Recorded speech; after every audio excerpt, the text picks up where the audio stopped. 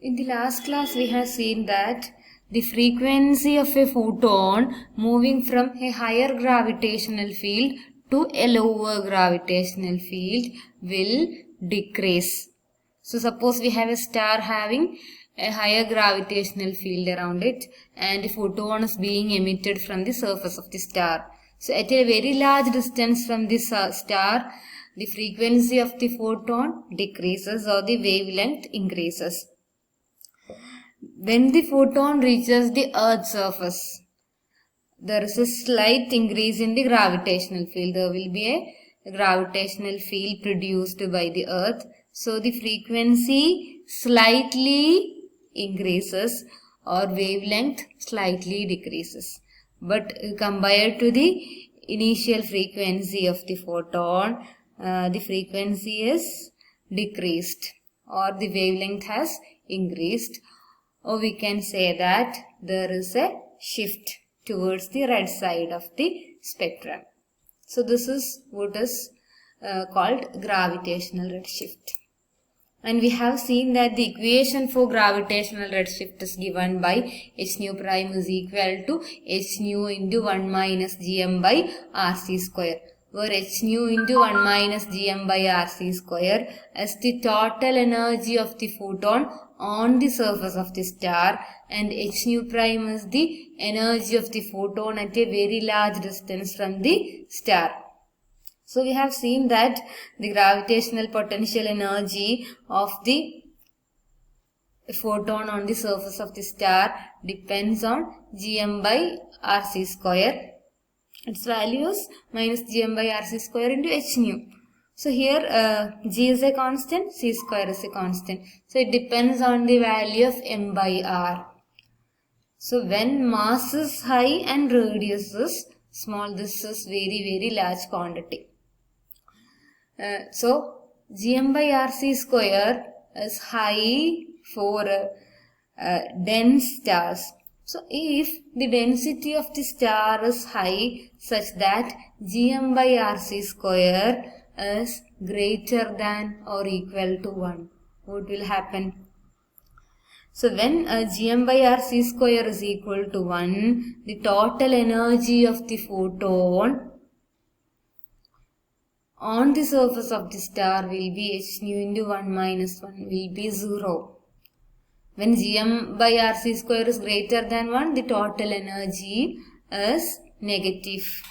That means the photon cannot leave the surface of the star, since to do so it requires more energy than its initial energy.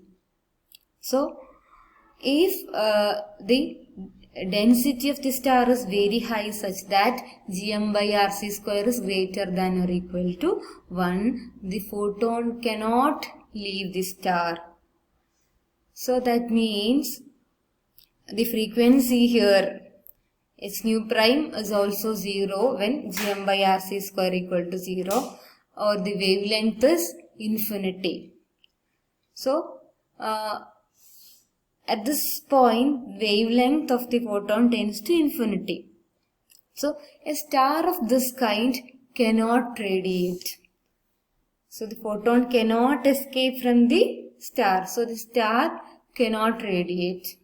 So, and hence it should be invisible. So such a star which cannot radiate any photon and therefore invisible is called a black hole. So here the gravitational energy is comparable with the total energy. So we have to apply the general theory of relativity. So the correct criteria for a star to be a black hole is that gm by rc square is greater than half. അത് 1 തന്നെ ആവണമെന്നില്ല. Even gm by rc square greater than half ആവുമ്പോൾ നമുക്കറിയാം gravitational potential energy എന്ന് പറയുന്നത് gm by rc square into h nu minus gm by rc square into h nu ആണ്. അത് അപ്പോൾ gm by rc square greater than half ആവുമ്പോൾ അത് minimum value half h nu ആയിരിക്കും.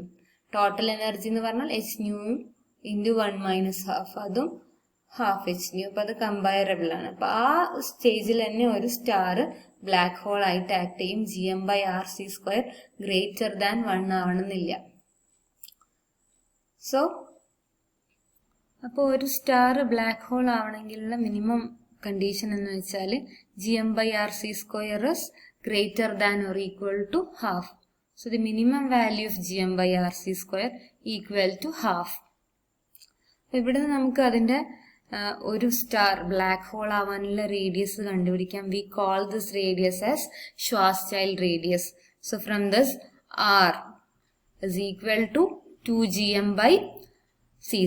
So this radius is called the Schwarzschild radius.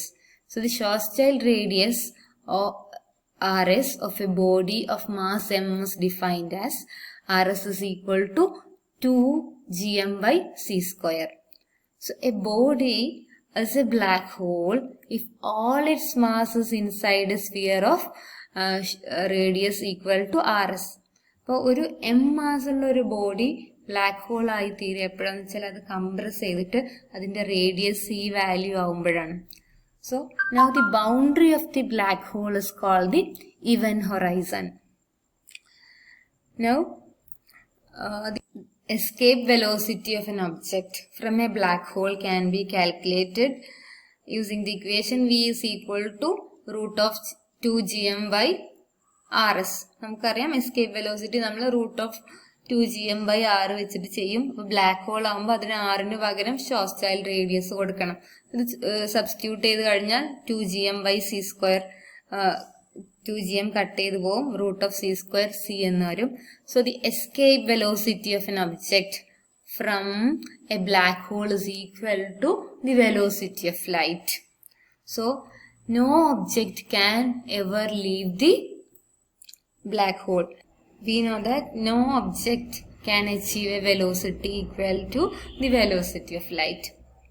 അപ്പോൾ നമ്മൾ പറഞ്ഞു ലൈറ്റിന് escape ചെയ്യാൻ പറ്റില്ല ബ്ലാക്ക് ഹോളിന്, അതുപോലെ തന്നെ ഏതൊരു ഒബ്ജക്റ്റിനും ബ്ലാക്ക് ഹോളിന് എസ്കേപ്പ് ചെയ്യാൻ പറ്റില്ല.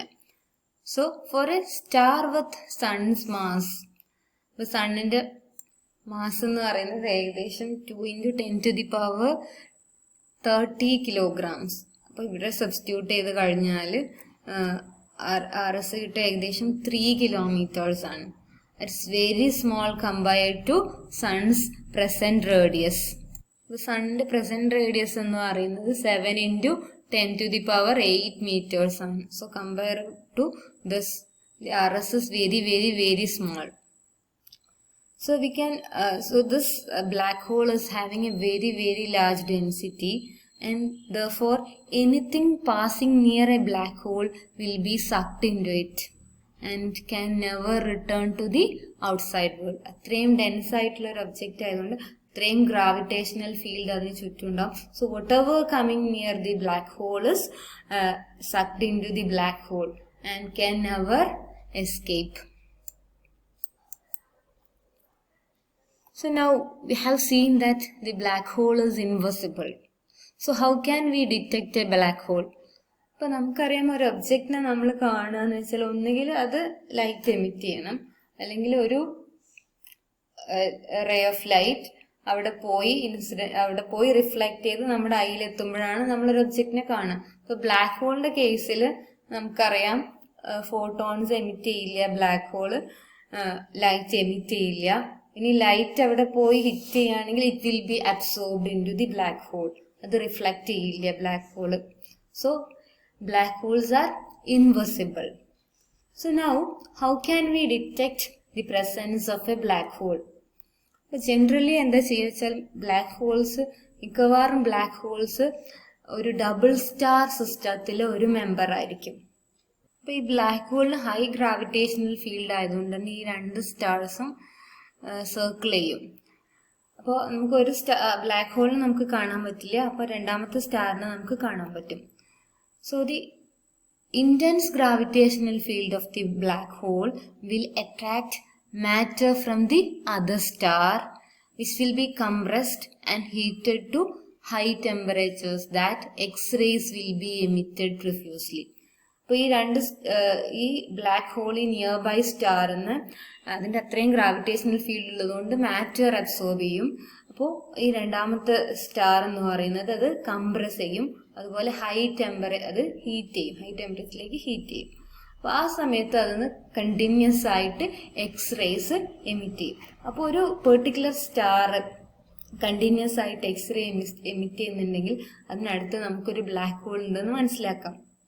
അതുപോലെ തന്നെ ഈ സ്റ്റാറിൻ്റെ വെലോസിറ്റി എന്ന് പറഞ്ഞാൽ വളരെ കൂടുതലായിരിക്കും. കാരണം ഈ ബ്ലാക്ക് ഹോളിൻ്റെ ഗ്രാവിറ്റേഷണൽ ഫീൽഡിലാണ് അത് സർക്കിൾ ചെയ്യുന്നത്. അപ്പം അങ്ങനെ സർക്കിൾ ചെയ്യണമെങ്കിൽ അതിനടുത്ത് ഒരു ബ്ലാക്ക് ഹോൾ ഉണ്ടായിരിക്കണം. സോ ഒരു example for such A black hole is Cygnus X1.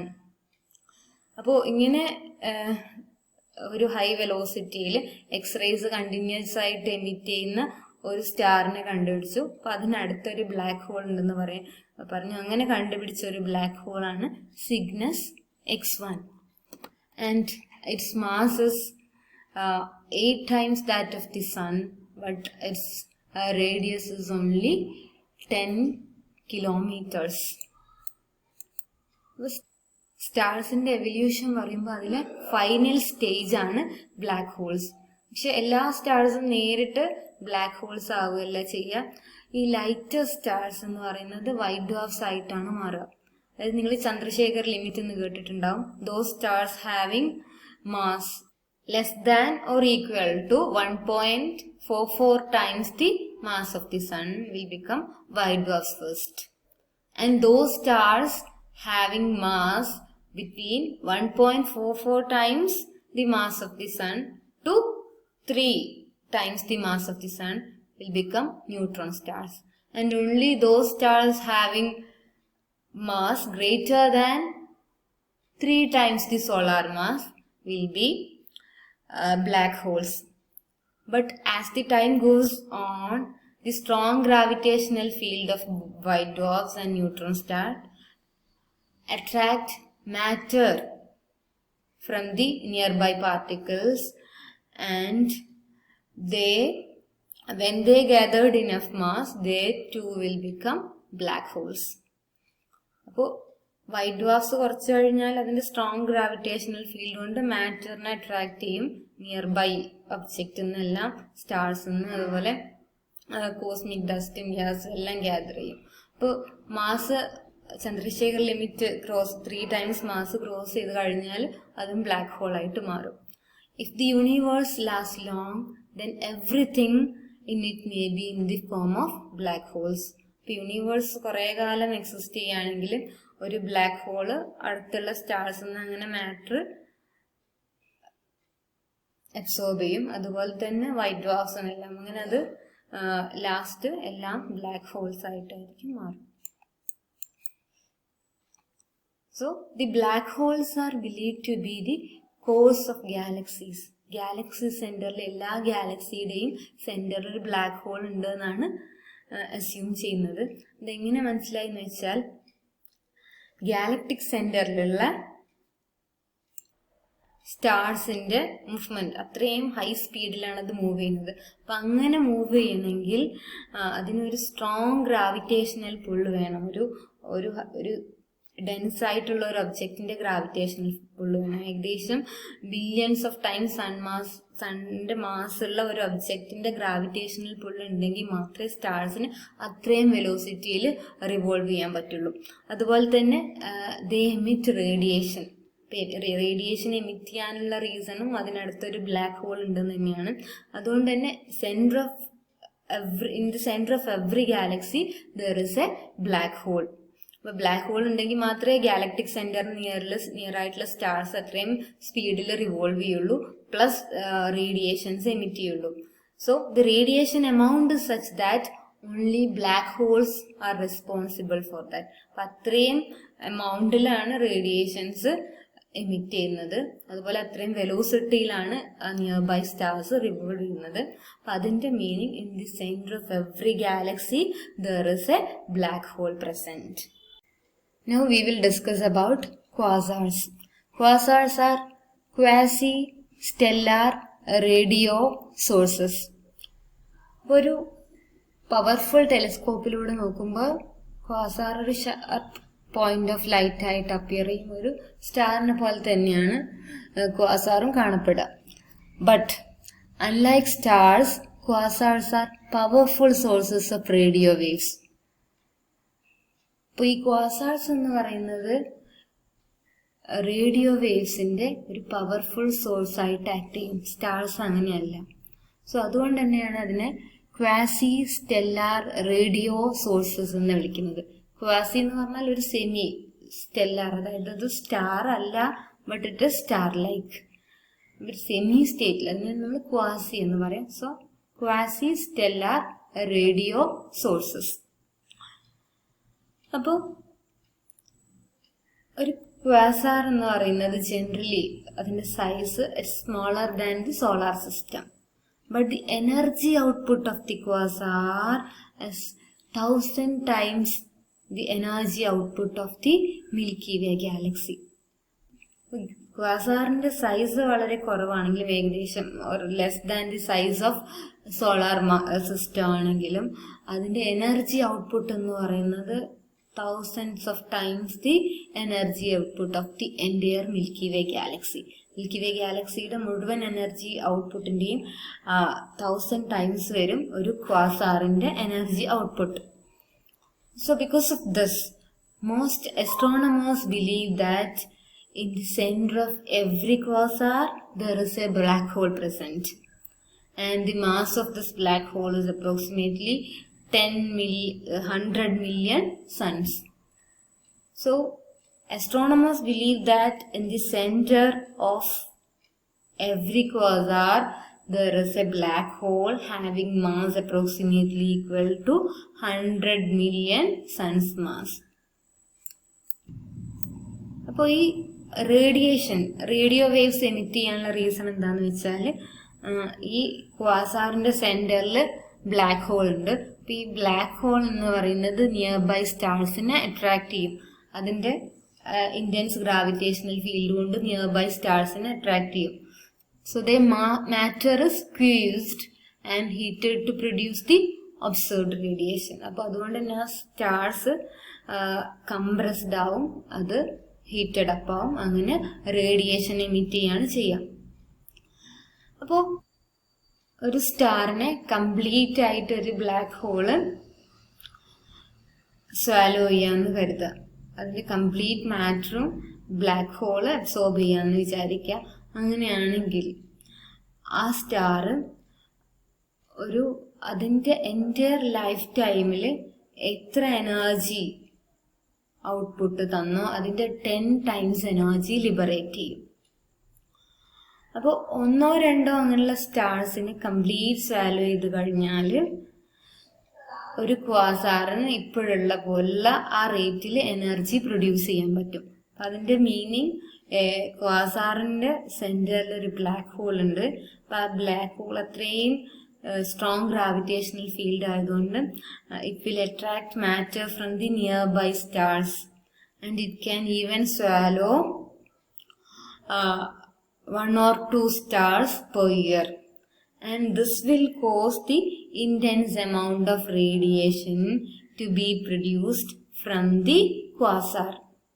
So the reason for the radiation from the quasar is the energy liberated when the quasar attract matter from the nearby stars. So നമ്മൾ കണ്ടു ക്വാസാറിന്റെ സെന്ററിൽ ഒരു black hole ഉണ്ട്, അതുപോലെ ഗാലക്സിയുടെയും സെന്ററിൽ black hole ഉണ്ട്. അപ്പൊ അതുകൊണ്ട് തന്നെ ക്വാസാർസ് എന്ന് പറയുന്നത് ന്യൂലി ഫോംഡ് ഗാലക്സിയുടെ കോർ ആവാൻ ചാൻസ് ഉണ്ട്. അതായത് ഗാലക്സിയുടെ ഒരു ഏർലി സ്റ്റേജ് ആവാനുള്ള ചാൻസ് ഉണ്ട്. അപ്പോ ക്വസ്റ്റ്യൻ എന്ന് വെച്ചാൽ എല്ലാ ഗാലക്സീസും ഒരു ക്വാസാർ ഫേസ് കഴിഞ്ഞിട്ടാണോ വന്നിരിക്കുന്നത് എന്നാണ്. അപ്പൊ ഇതിനൊരു കറക്റ്റ് ആയിട്ടുള്ള ആൻസർ കിട്ടിയിട്ടില്ല, റിസർച്ച് നടന്നുകൊണ്ടിരിക്കുകയാണ്. But there is the evidence that all galaxies including the Milky Way galaxy contain massive black holes at the centre. അപ്പൊ അതുപോലെ ക്വാസാറിന്റെയും സെന്ററിൽ ബ്ലാക്ക് ഹോൾ ഉണ്ട്, ഗാലക്സിയുടെയും സെന്ററിൽ ബ്ലാക്ക് ഹോൾ ഉണ്ട്.